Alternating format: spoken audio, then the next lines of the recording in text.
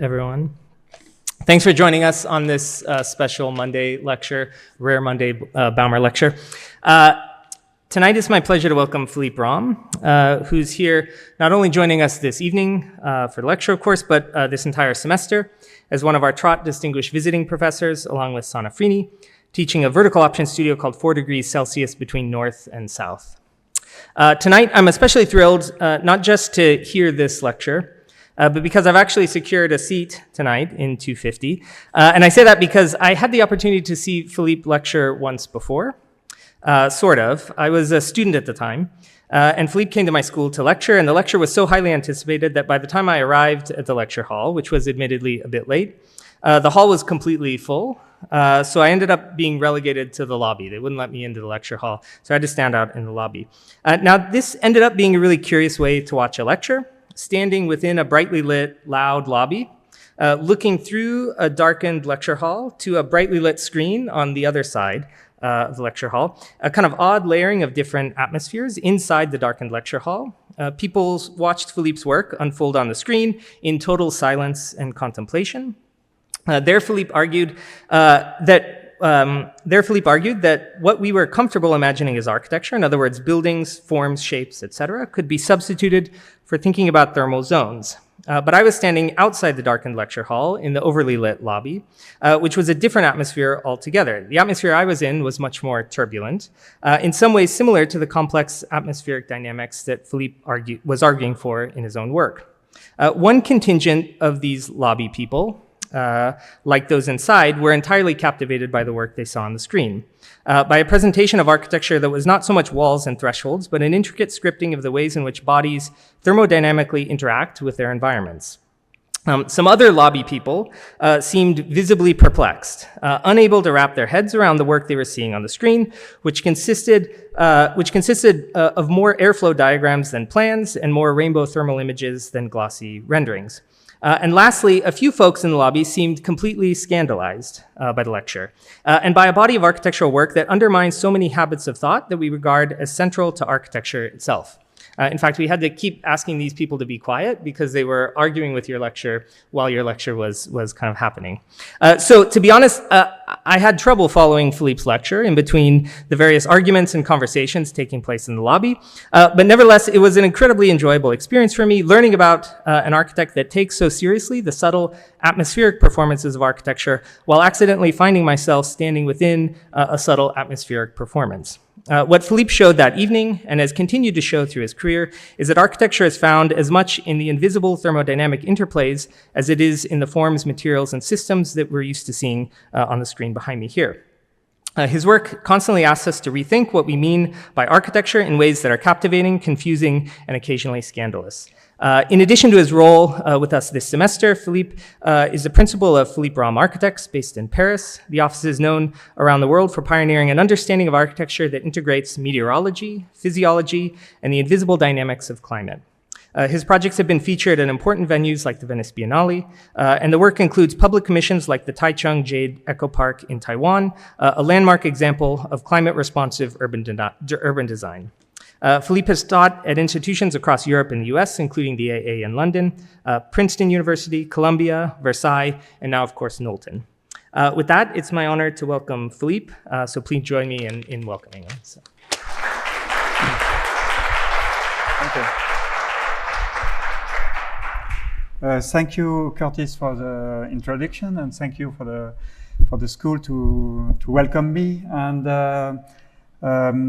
so I'm happy to collaborate with you, and also for the Biennale in Versailles for next year. So I hope we will get a good result, and so we will be happy to have your work in the exhibition and in the catalog.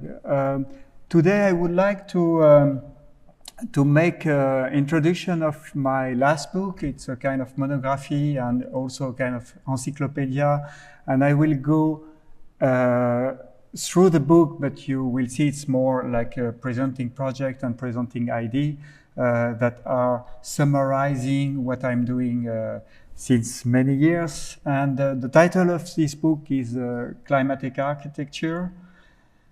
And so this is some page of that.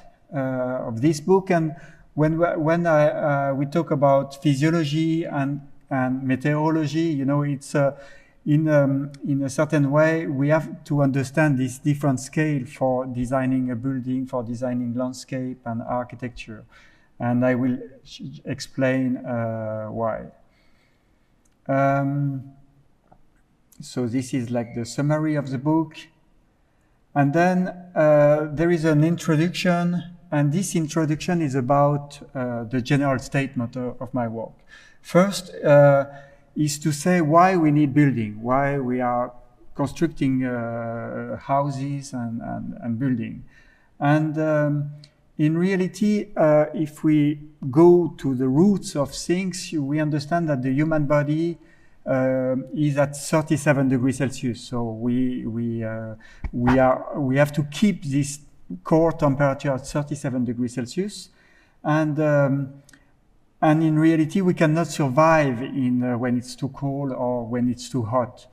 And if we look to some idea about that, you can find in these treaties of the 15th century architectural treaties, you can find, for example, this image. This is, you know, in the Christian Bible, there is the story of Adam and Eve, and this is like Adam that is fire from the paradise. We can see on this painting too. You know, you have the paradise on the right, and then you have Adam and Eve, fire from the paradise, that arrive on the earth. And of course, the paradise has a kind of perfect climate. Maybe it's 24 degrees Celsius. It's never too hot, never too cold, and you can live there without clothes. So it's why Adam and Eve are naked. You know, they don't need to wear something against coldness. It's never too cold, and there is no house. You know, it's so they don't need architecture. And when they are fire from the paradise, they arrive in the world that we know, where it's snow, rain, very cold, too much sun, and then they cannot survive like naked without protection. So they have to start to protect themselves by wearing something on them, and then, you know, you can find, for example, Alberti explaining the origin of architecture. He said first we have to build a roof because the sun is too strong, and then to support the roof, you build a wall, and you understand that the wall is protecting from cold wind. And then if you enclose everything, you build 4 walls and the roof. So then inside you can warm the space, the bubble of air that is enclosed into this 4 wall and the roof, to a good temperature when it's super cold outside. So the origin of architecture is climatic in reality. You know, this is why we are inside this building when it's too hot outside or too cold inside, or there is some rain outside. Then today there is also, you know, so the cause of architecture is climatic, and then the consequence today is climatic too. Why? Because if we look to global warming, the phenomena today, so the temperature are rising, and it's linked to the CO2 emission, and this is what's happening. You know, during the day the sun is touching the ground, and the ground starts to heat and then to radiate during the night at 15 micrometer, but and then it go out, so it's cooled the earth during the night. But with the CO2, you know, it's blocked this infrared radiation coming from the earth, and so it starts this greenhouse effect, and all the temperature is rising. So if we look where are the emission of CO2 that are opaque to the radiation, we see that 39% are emitted by the building. So it's super important. So it means that as an architect, we are really responsible of global warming. Because we are designing building, and so this is our task in this responsibility with global warming. And then this emission of global warming of CO2 are, you know, from the air conditioning, central heating, and then from the material and the construction. So this was like before, but today with some new regulation about heating system, thermal insulation. So now the problem is maybe in Europe it's half-half. So half is carbon footprints of material and construction, and half is still the heating and cooling of the building.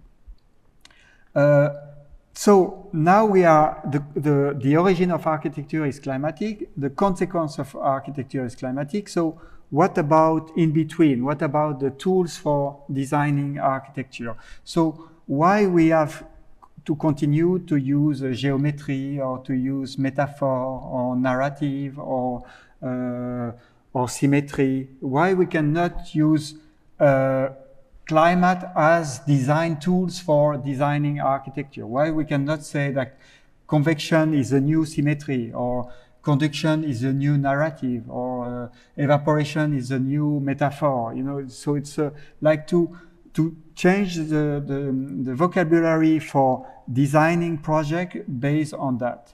So this is what I'm doing in my work.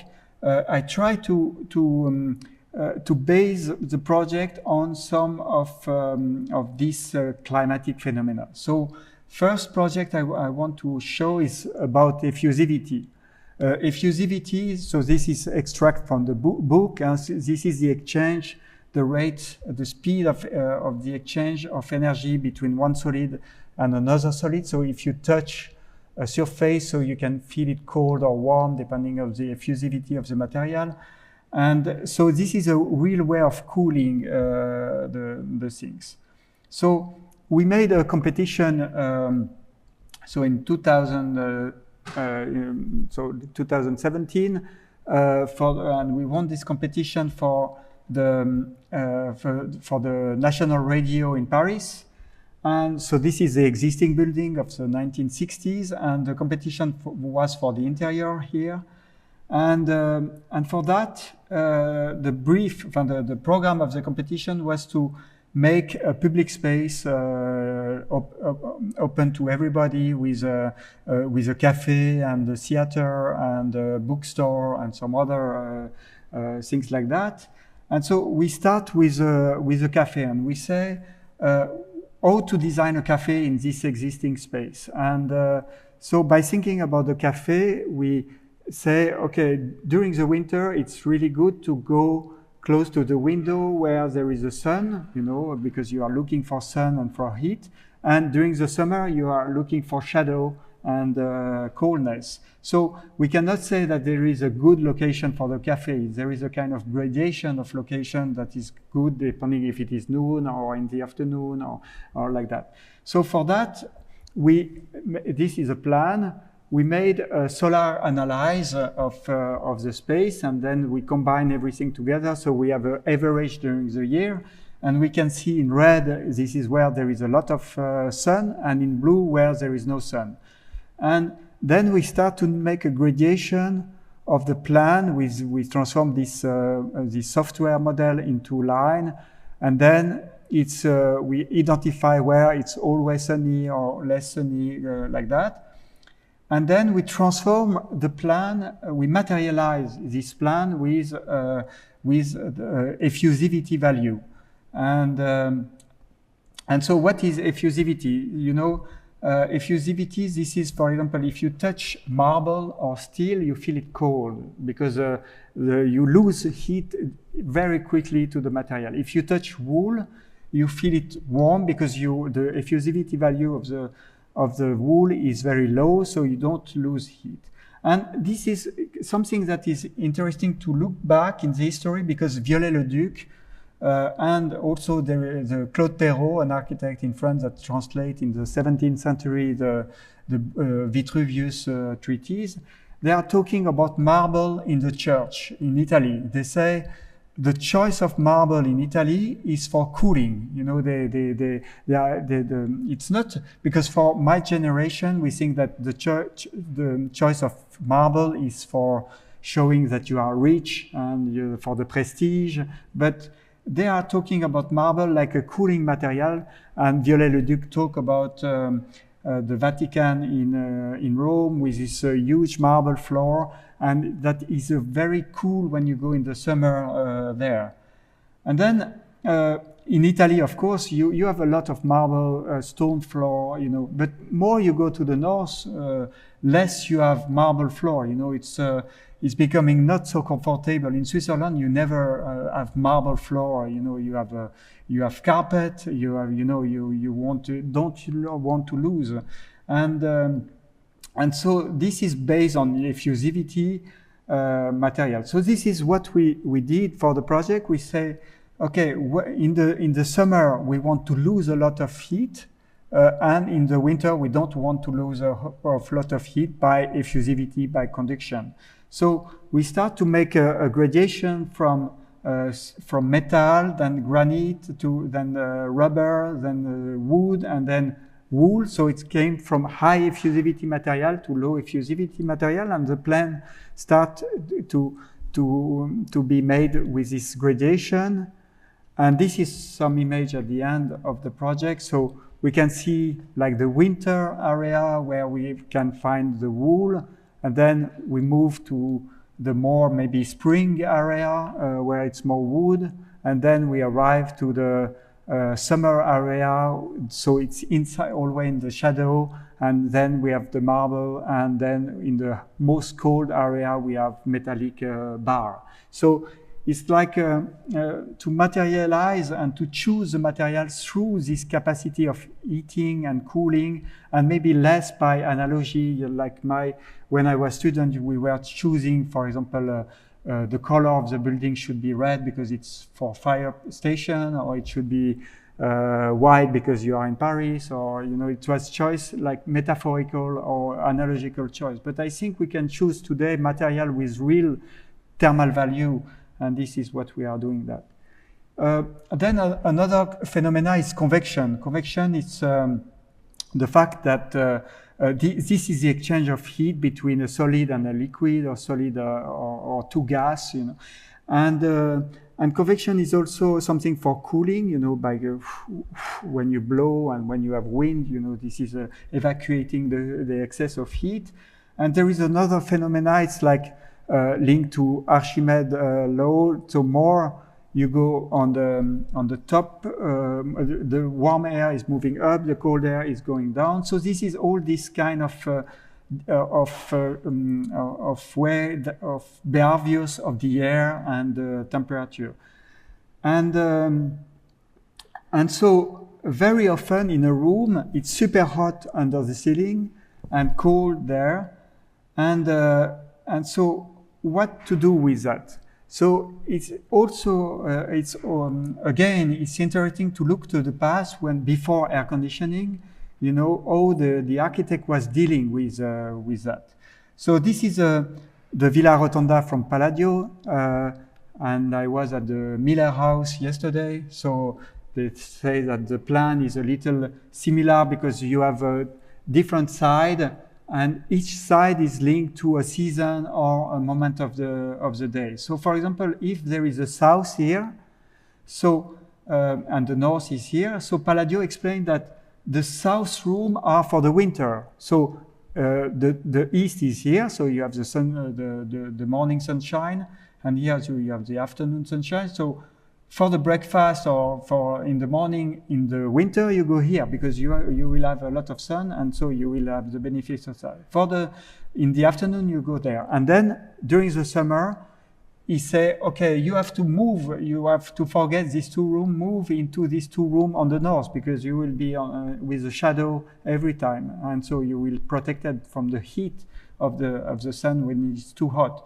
And then maybe you use the west for the breakfast, so you don't have the sun from the morning, and then you use this one for and then everything is Palladio, because he wrote some books, the 4 books of architecture, and he explained that, you know, he explained also that, you know, he aligned the window, the door to let the wind going through and to evacuate the heat. And then he also explained that the rotunda in the middle, this dome, is to evacuate the heat, And the portico has to protect from the sun, you know, to block all the rays, the direct sunshine into this round, this cycle space.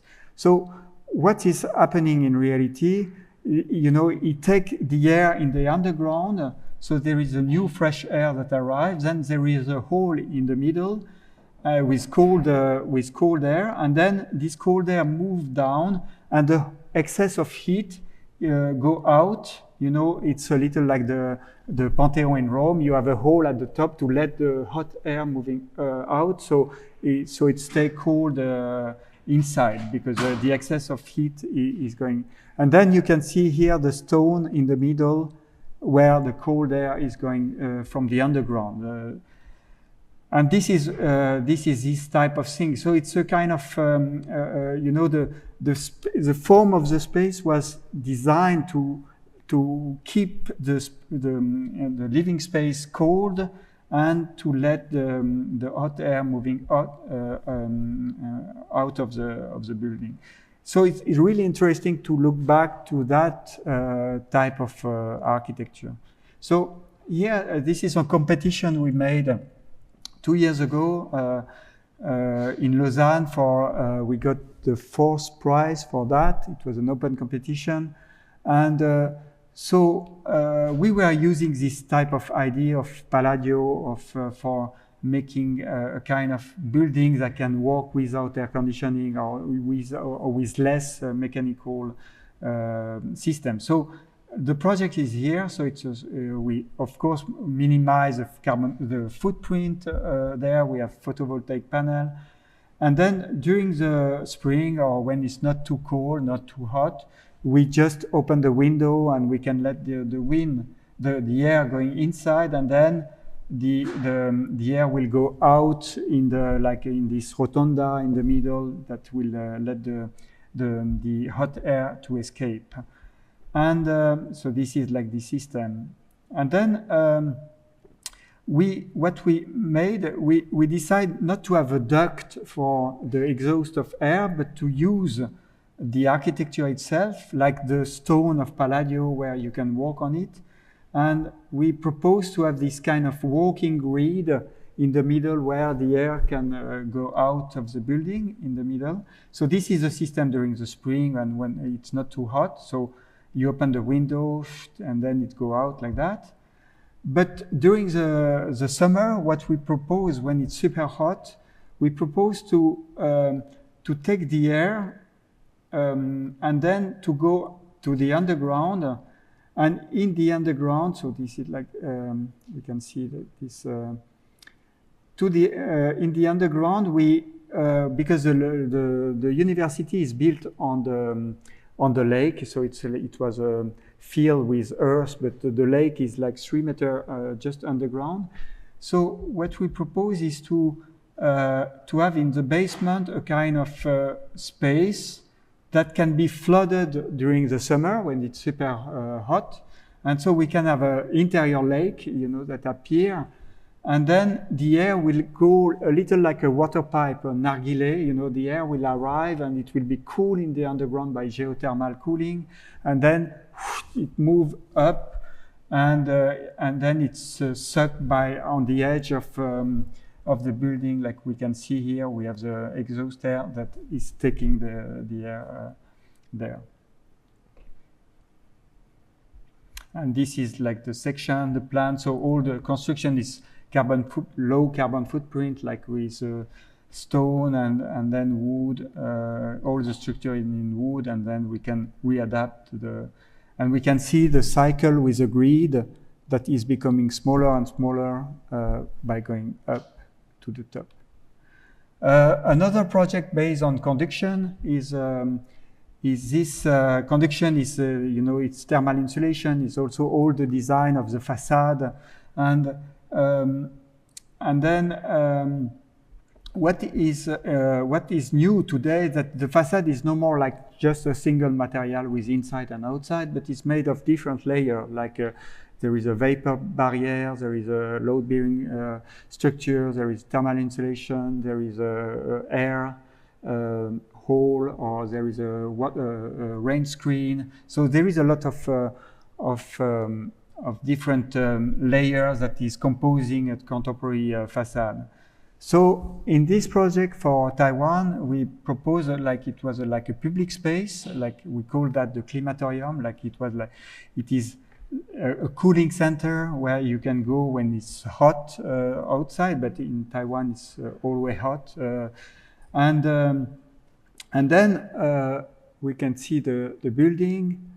And this is what I was explaining about these different layers that are composing today the facade, you know, with all these different layers. And so here we take the idea that, okay, why all these layers are always together? Is it possible to live in between, to open a gap in between two layers and to start to inhabit inside the different layers? For example, inside the thermal installation, we will have air conditioning, but the corridor, we don't need air conditioning, so it can be out of the thermal insulation, like the toilet, storage. So you can see like we have a physical layers here, then we have the waterproof layer, then we have the thermal insulation layer in red, and then we have the load-bearing layers like that, and we open space in between, and we minimize the air conditioning, you know, where we really have to have that. And so this is the section, so we can see all these layers that are starting to enlarge space in between. And so we can say, okay, we have the physical layers, and then we have the waterproof layers. This is also high albedo surface that is reflecting the heat of the sun. And then by entering, we enter the waterproof layer, and then we are in between the waterproof layer and the thermal insulation, and we are entering the thermal insulation where the people that stay all the day are working. And inside this climatorium, we have three spaces, like the coolium, dryum, clearium, that are like special space for cooling. The coolium reproduces the temperature of the mountain in Taiwan, and we have high effusivity material like marble. And then the dryum is reproducing always the 21 of November, so it's like the dry and the coldest day of the year. So it's like a never-ending day with. And then the clearium reproduces the climate without pollutant and without global warming. So we blow cold air, like 1 degree Celsius lower temperature. So it's like if the global warming have never existed. So this is like the climate in real time of Taichung in Taiwan without global warming. This is a project based on radiation. So it's like radiation. So I will show two projects. One based on the light, and two type of quality of light.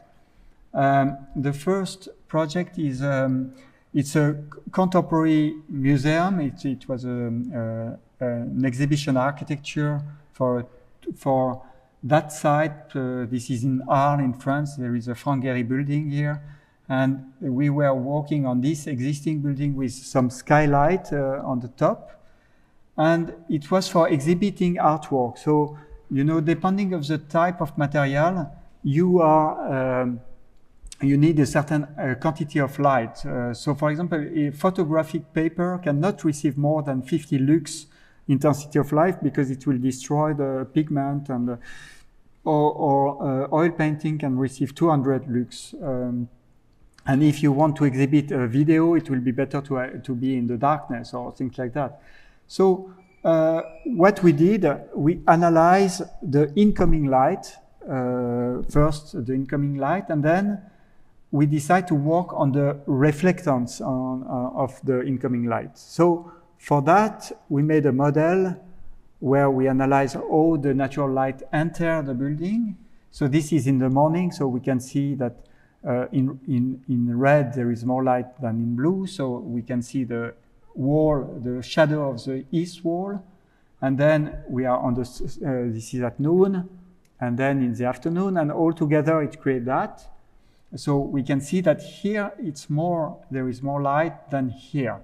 So if you want to exhibit photographic paper, it would not so good to place them here because there is always a lot of light. So you have to fight against the natural light. It will be better to place here, or in video will be good here. So we analyze first the lighting, and then we transform that into line, so we can see this kind of transformation, like geometrical translation, and then we reinforce the quality by the reflectance of the ground, by saying, okay, where there is already a lot of light, we will do a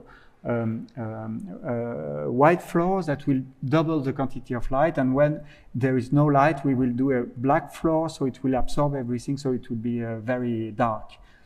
And then we transform into more cheap line, and finally it became like that. So it became like gradation of different lighting quality, and so we can have different type of artwork that can find place there, and then it creates also a diversity of atmosphere. It was also very strong in terms of heat because it was during the summer. But the objective of that was also to reduce the quantity of electrical light. To show where there is no light, you play the video, or where there is a lot of light, you have that type of thing. So we can see this type of composition based on radiation. And then another project on lighting, but it's more related to what I was doing before, when I was more studying like the physiology of the human body, and we made a lot of projects based on melatonin too, because it was quite surprising, this idea. When I was student, the idea of the light was more like Tadao Ando, beauty of light, very spiritualist and very abstract. But it was interesting to know that the light has also consequence on the health and on the physiology of the human body. So it was quite strange to say, okay, it's not only the beauty of the light and shadow, but it's also some relation with the health, and so this is some studies that start in 1980 about melatonin. So they show that when you receive during the night some strong light, it blocks the melatonin secretion, and so it creates like to be awake. And during the night, normally you have a lot of melatonin secretion, so you are sleeping linked to this hormone. And this hormone is linked to it touches the eyes, and then it gives the information to block or not the secretion of melatonin. And this is why, and then there is some studies after in 2000 that which wavelength is blocking the melatonin, and then they find that it was like in the blue that was blocking it, because before we were thinking, okay, it's all the wavelength, but no, we know that it's more about 484 nanometer. That is the wavelength that is blocking the melatonin secretion. So this is why on your mobile phone, sometimes you have a yellow light during the night. It blocks the blue light, because if you have blue light during the night, it keeps we awake. And so by blocking that, you can sleep, because you have in this yellow and red light, you have no effect on melatonin, so you can sleep better. So it means that in terms of design, we can say, okay, if I'm designing a blue space, it will be like designing day. If I'm designing a yellow space, it will be like designing night. And I was surprised at this idea that we can design not only space, but also time. And then to make some time travel. So it's like I can enter a kind of perpetual night, or I can enter a kind of perpetual day. And this is what we made in this cafe, so in Taiwan. So we can see that we have this different color, and you can enter like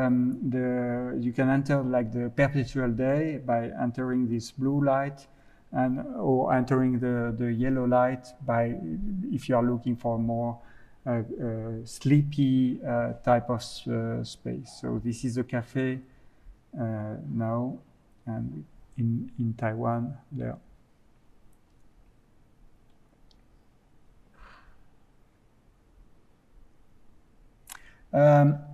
Then in the book there is some, after this first chapter, we have a chapter, this is a chapter with personal memories, so linked to climate and personal stories. And then we arrive to the Urban Scale project. So I start to do some urban scale project with the Taiwan project, and now we are working on that also recently for the city of Aix-en-Provence. So to design the city according to this question of the contemporary problem of climate in the city. So what they are? So first, there is a number of heat waves that are becoming more and more important. So it's increasing, and it's becoming super hot during the summer in France, for example. And then all the temperatures are rising. So now in France, we are officially talking about +4 degrees Celsius in 2100. So it will be like the climate of north of Africa that will come in Paris. So what it means in terms of adaptation of the building to resist to this heat. And then there is a problem of urban heat island, because the wind cannot pass through because the buildings are blocking the wind, so you cannot remove the heat by convection. So it starts to become more and more warm, and then you have the albedo, the dark surface that is overheating. And then the number of flooding, because the air is becoming more warm, so it can contain more vapor. And when there is a rain, the vapor is transformed into liquid, and it's becoming a big rain. So it's create this. And then there is also this problem of pollution, the PM 2.5 particle matter pollution, that we know that is cancerous today. And you can see, especially in Italy, in Milan, you have a lot of this type of pollutant. So the urban design today is in Europe and in France. It's really about that. It's how to cool the city, because how to manage floods. So this is the city of Paris is doing that. All the big city in France, this is the task of the urban design today. So in the same way, so there is this idea of, to say, okay, convection, evaporation are composition principle as perspective, symmetry, or alignment, or albedo, effusivity, emissivity are material value as color, texture, symbolism. So this is like to move from a more 20th century vocabulary that was maybe supported by fossil energy, and to think more in the term of superstructure, and then to come back to the infrastructure and to work more on climatic and energetical and health issue. So the first urban project I want to present is this park in Taiwan. So it was a 70-hectare park, quite large project. We can see the site on the old airport. So the park starts here and finishes here.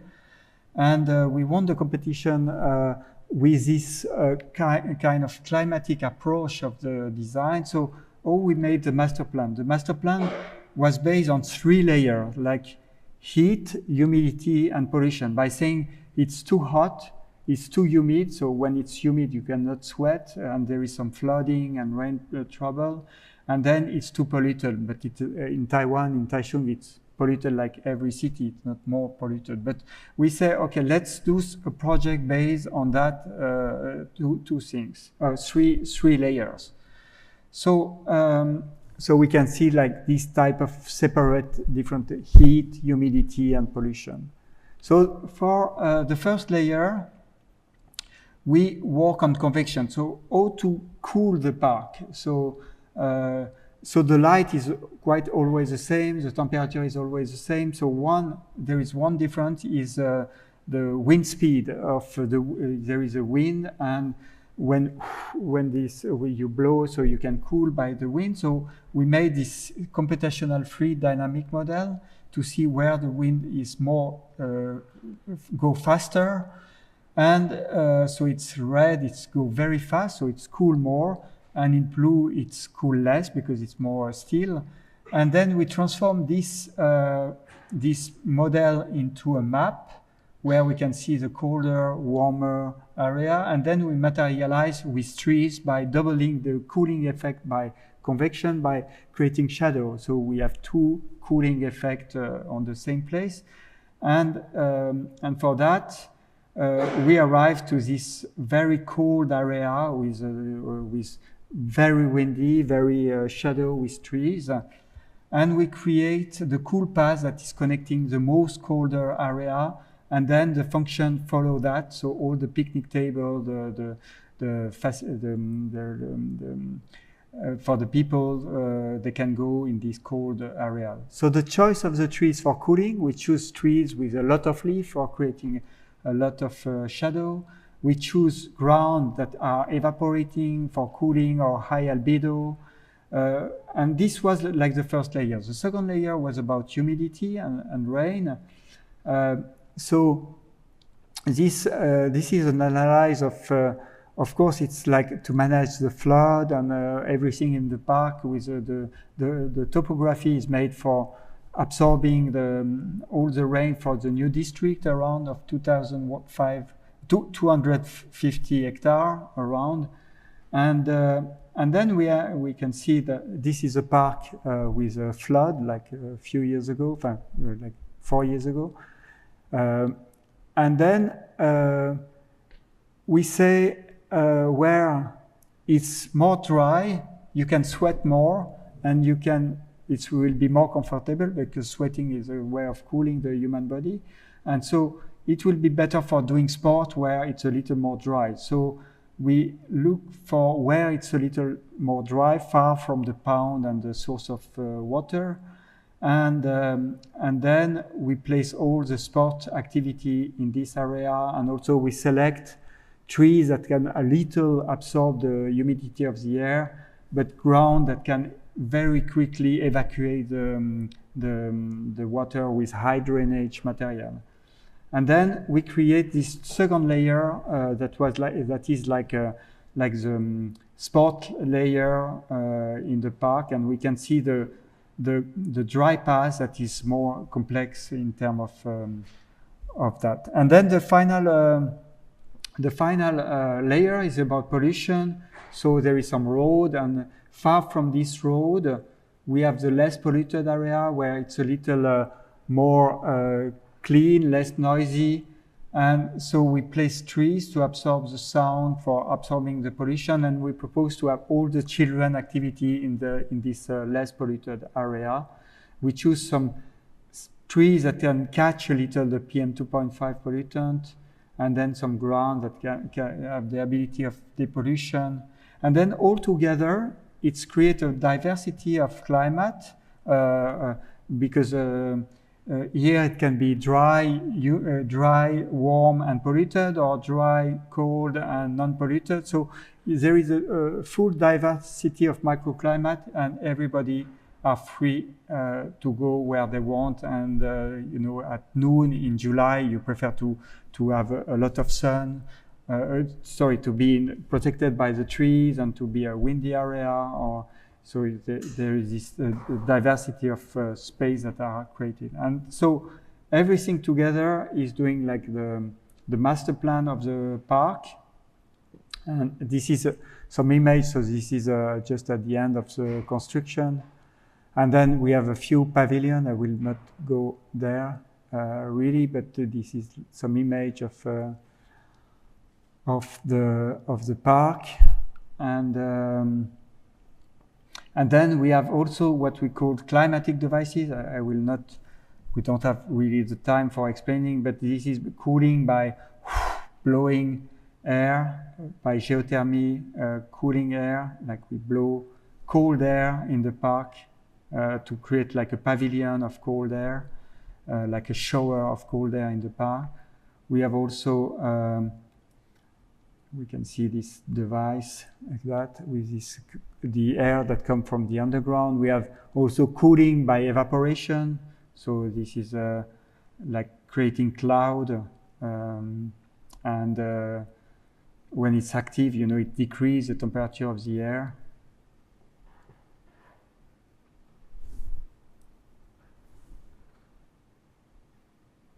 And then by radiation, by selecting some wavelengths, and this is, and then all the electricity of the park is produced by 7,000 square meter we have on the north, and we propose to make like a faded exterior. So all the photovoltaic panel are creating like a roof, and under this roof we have a garden, but we have also some street and some building, and then so it's like a faded exterior like that. And I will finish by presenting just the intelligent system. So we have proposed to have every 50 meters to have a meteorological station, so we can have information about pollution, heat, humidity. We can see that on site. So in real time, we are creating map, so you can know where it's hot or cold, you know, in the park, and then you can decide, or more humid, less humid, or more polluted or less polluted, and then you have access with that, and you can go on your mobile phone, and then you can select, okay, heat map, and you can see, okay, here it's colder, so let's go there because it's colder, or warmer if it is in December. So, and then you have this type of information about pollution and things like that.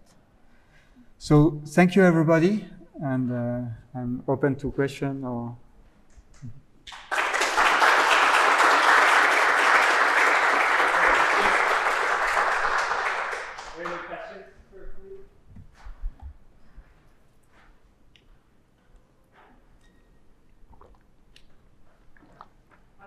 Amazing talk. Thank you so much. I had a question. I think an interesting thing that you mentioned was how Paris, I believe 2100 will have the same climate as North Africa. And I think a lot of interesting work is like drawing from precedent in the past, like from Italy and stuff like that. I was wondering, what does that look like in comparison to 2100? Are you drawing precedent from North Africa and bringing that in? Have you considered that at all? Oh, we consider the. Bringing in like the climatic architecture isn't an inherently new practice, right? Yeah. And in 2100, Paris will have the same climate as Yeah. North Africa. So I'm just thinking, what does that look like in terms of bringing North African architecture into Paris? Yeah, so I think it's quite challenging because you know, with fossil energy we separate culture with material condition. We were thinking like culture is only ID, but not connected with material condition. In reality, you know, the style of clothes, the style of building, you know, is connected to the material condition. If you have a lot of energy or not, if you have water or not, if it is warm or not. So. And the type of food I discussed with a chef that was telling me from Lebanon, that was telling me that the tabouleh, you know, the grain in the winter there is more grain and they are bigger, and in the summer you have less cereal, you know, and it's more water because you need to drink and to sweat more and you need less energy. So I think also maybe the type of food will change, you know, like the typical heavy food from France maybe will move more to the north, and you have more Mediterranean food that will move to Paris, and so this is what we are doing with the student. You know, it's to imagine this kind of transformation of the style of architecture. Of course, we can think that in the future some moucharabier can arrive in Paris, because the moucharabier was a device to let the wind cooling by convection but blocking the direct sunlight. So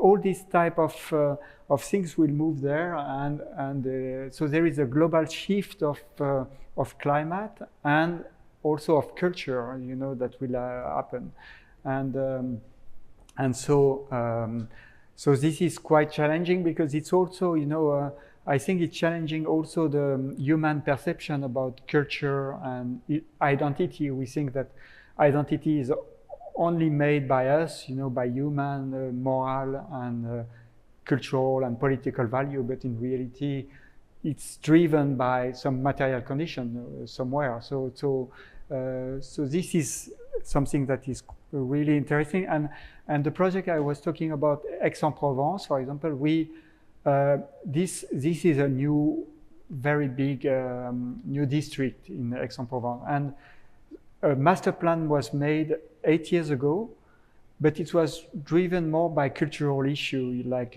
perspective on the mountain, and then the mayor of Aix-en-Provence was really afraid that this project was absolutely not adapted for the global warming, for the heat, and then they asked me to adapt this project, because they understand that the climate, if we build today, it will be, if the people that will live there, they will know the building will be in 2100, because so it means that you don't have to build today for the climate of today, but for the climate of the future, because this building will live in 2100. And just things, I was talking with someone from Indonesia, and she was telling me that the solution for cooling in Indonesia with the wind are no more effective. They have to find some more south solution. So this shift is everywhere. So it means in North Africa, maybe the vernacular solution are no more adapted. So so this is a global transformation.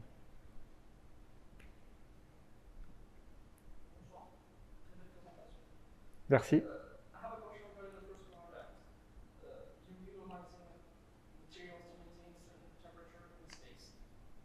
But looking at the images, spaces look pretty big, open spaces. So are you using materials with similar attributes in one similar space, or are you allowed to actually use different materials, and how does that work? In which project?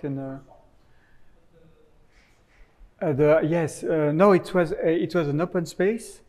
And it was so some area receive more sunlight, some area are not receiving sunlight, and so then we just select when you will sit in the winter area, you will sit on wool, and if you go in the shadow, you will touch the marble and the steel element. So everything is open. So it means the difference of perceived temperature will be not made by the temperature of the air, but by the contact temperature and by the sunlight. So it's by radiation and by effusivity. So, but the air will be, it will be the same everywhere.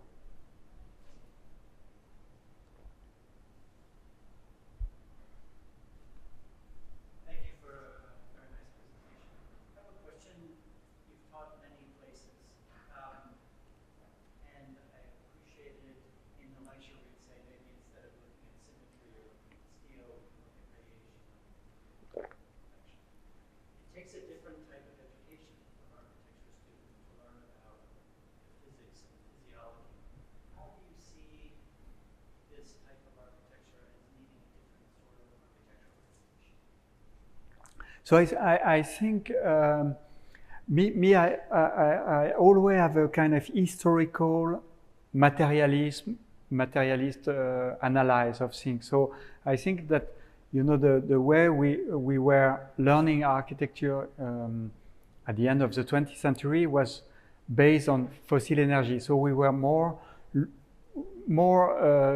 talking about narrative and culture, and all the infrastructure in reality was solved by fossil energy. So it means that heating and cooling was made by fossil energy, and the load bearing was made by concrete that came also from fossil energy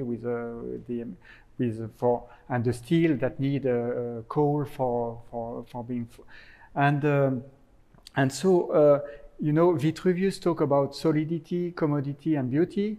So what's happening? What was during the 20th century? Solidity was no more problem. Concrete and steel, reinforced concrete, was solving everything. So you don't need, you know, to be. So it was okay. And then commodity is more if you are cold or not. It was solved by a central heating system and air conditioning. So okay, we don't care anymore about that, you know. So the last element was beauty, and so everything was based on beauty and language and you know, it was that the main focus was about that. And but then you know, with the climate crisis, you know, and so you can no more use the commodity is no more sold by fossil energy. You know, you need to challenge again. So it's why in my project there is a lot about you know, re-challenging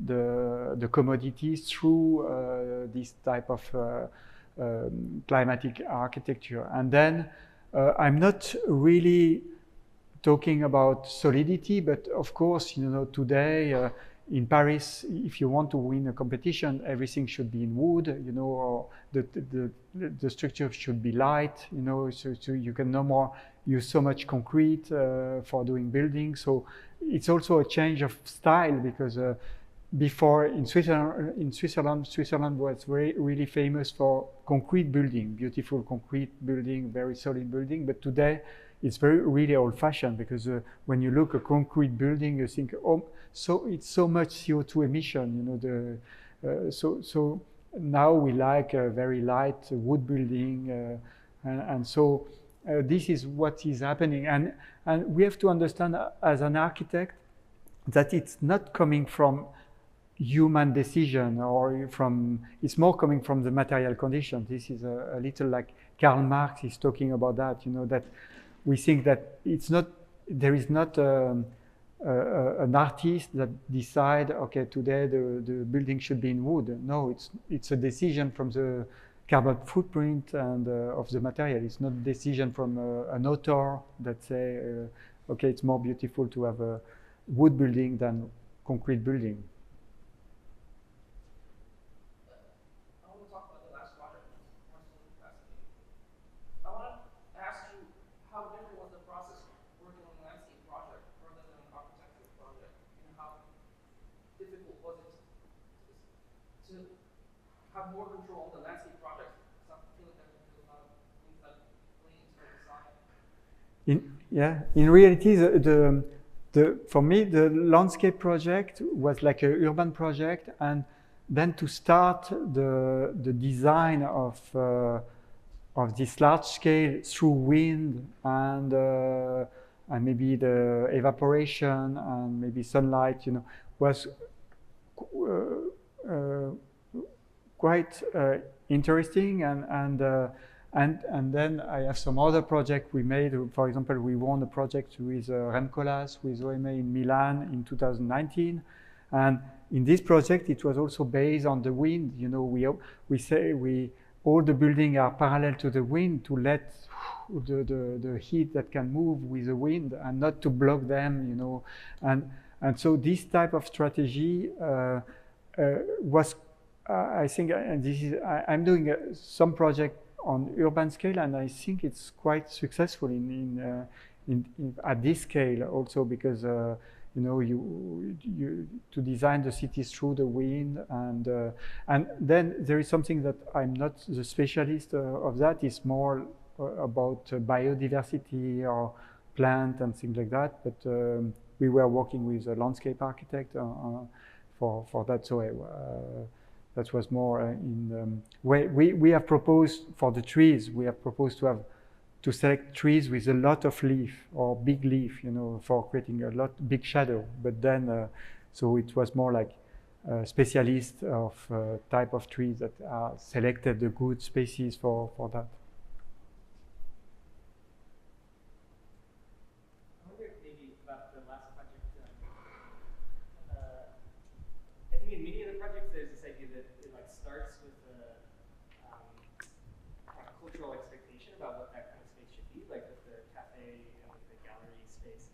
Like we might expect to understand how a gallery would be laid out, and then you introduce this idea of like light or thermodynamics, and that sort of upsets the expectation.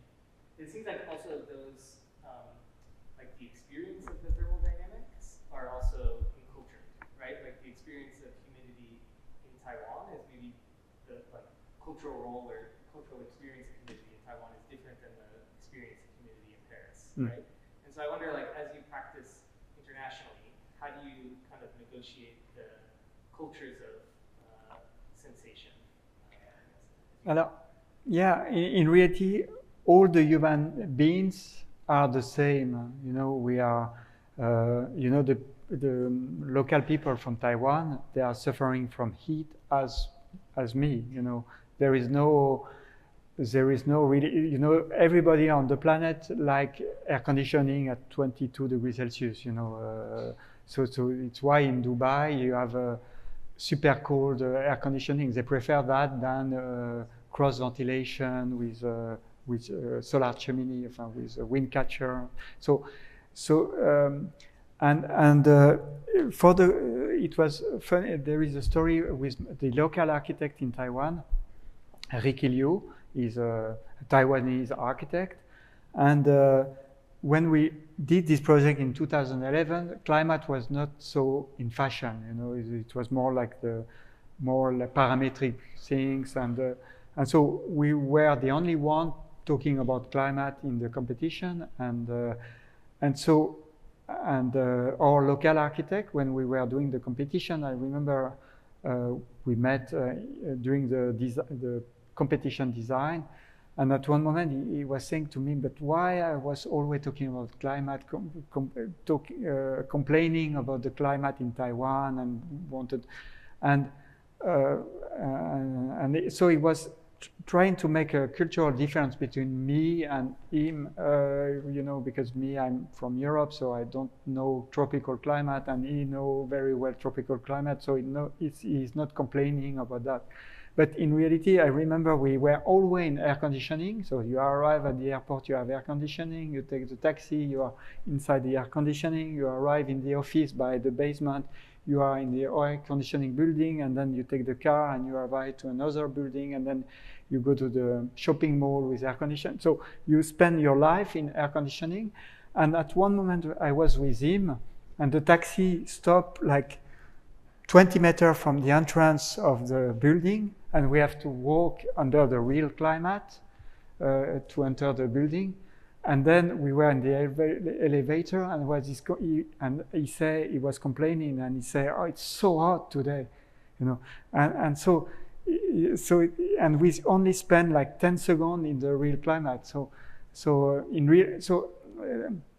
I think we have you know, all the human beings are 37 degrees Celsius, and we have to, so we are all the same in reality from a thermographic point of view. If you take thermography of Taiwanese and me, so we are exactly the same. So there is of course, but you know, the culture was, for example, we know that in the US there is a sun belt like Texas, and we know that nobody was really living there before. You know, everybody was in the Rust Belt, you know, more climate, more temperate, and where it was super hot, nobody was really living there. There is a few number of people, and after 1950, when air conditioning arrived, you know, it changed completely, and all the cities start to boom with air conditioning. So not a lot of people were really, the same for London. London, you know, it was a very little city with not a lot of people, but then when central heating arrived with coal, you know, you can heat your house with so easily. So start to have a lot of, or in New York, skyscraper and things like that, because it was so comfortable to live in New York with central heating system, with fossil energy. But before that, it was more complicated. So I think there is this type of relation between the development of cities and development and we have too much increased the cultural understanding of things during the 20th century. We have a little lost that it was also linked to material condition and energy.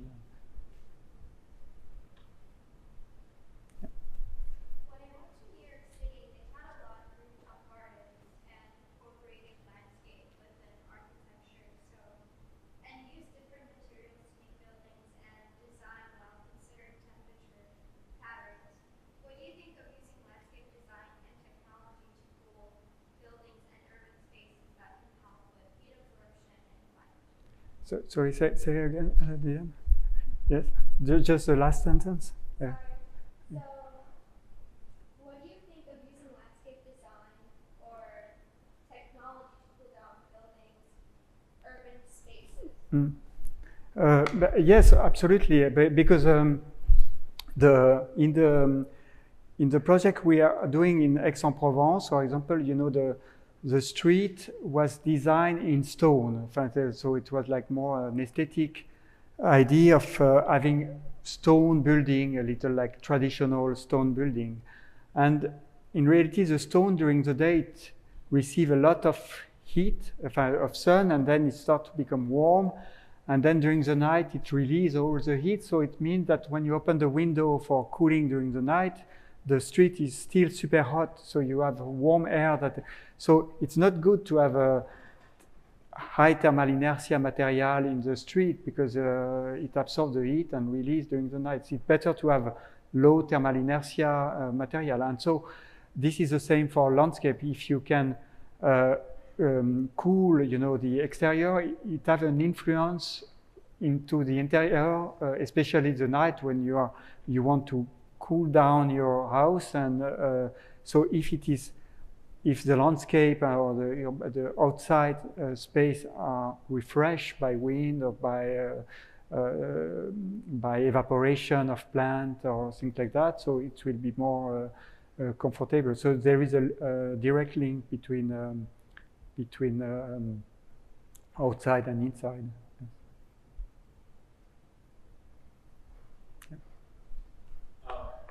Every project you showed has different contexts and different goals in mind for various projects. Understandably, based on where those are, you're going to use a different cooling method, first and foremost, or a combination of several.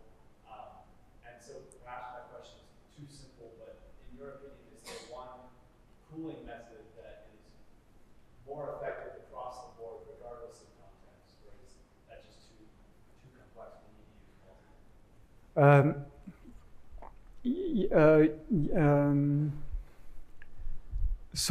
So yes, for example, in Taiwan, the only way of cooling was by convection, because by radiation, the sun was everywhere the same, the air temperature was everywhere the same, the humidity was almost everywhere the same. So the only parameter that was different was where there is more wind or less wind. So it's why we start to work on convection for cooling, and so and at the end all the phenomena are there, you know, they are combining. But it's also to think that the climatic phenomena can be also a driven force for aesthetic or for beauty. I don't know, but so for example, you know. In the geometry, you have a rectangle, square, cycle, triangle. So you can say why you are only doing a square house, why you are not doing why you are not combining triangle, square, and round all together. You know. So yes, we can do that, but maybe we can, you know, me when I. In Switzerland, there is a Mario Botta. He was a famous architect when I was just before I was student, and he do a square house, a triangle house, a rectangle house, and we like it because it was like making some good job on working on this geometry, you know, and then and the beauty of the building came from this the choice of one geometry, and the architect that was mixing two geometry, they were not so good. Of course, at the end there is a architect that was really mixing, like Frangeri, a little the house that was full of things, but it was like you know making by choice, you know, this type of very mixing geometry. Yes. So this is a little why. Okay, we are basing one project on effusivity, but in reality the other parameters are also there, but they are not highlight as much as one. Thank you, Philippe. Thank you.